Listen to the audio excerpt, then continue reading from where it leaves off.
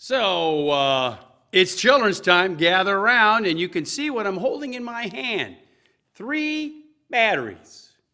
Now, if you'll notice, I'm touching these batteries, but nothing's happening. I'm not feeling any kind of spark or current or anything. But once I put them in the flashlight I have, close the cap,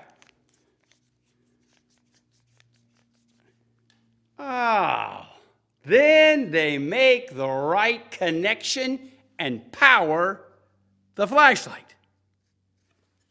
Making a connection. The gospel text that you just heard is about making a connection. There was a woman, and she was part of the crowd that was surrounding Jesus. It was probably a very kind of robust crowd. I mean, people probably pushing and shoving, trying to get as close as they could to Jesus. And probably the disciples trying to keep everyone away from him as he was walking to Jairus' house. And the woman thought to herself, if I can just touch the hem of his robe, of his cloak, I'll be healed, because she had been ill for 12 years.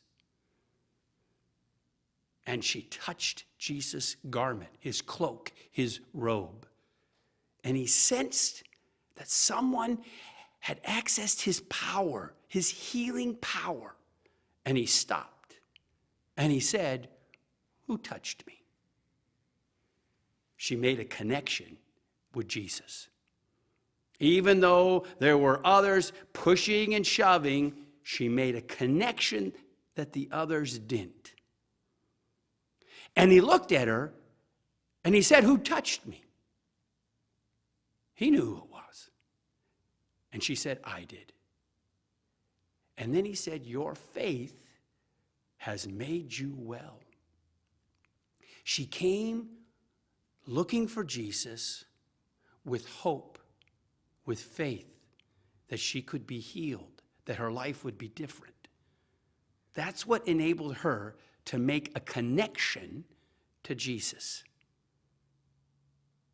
My prayer for you and I is that we would always have an open soul, an open mind, an open heart for connections with God in nature, for God in the world, for God in our friends, in those we love, and those we perhaps don't understand or agree with.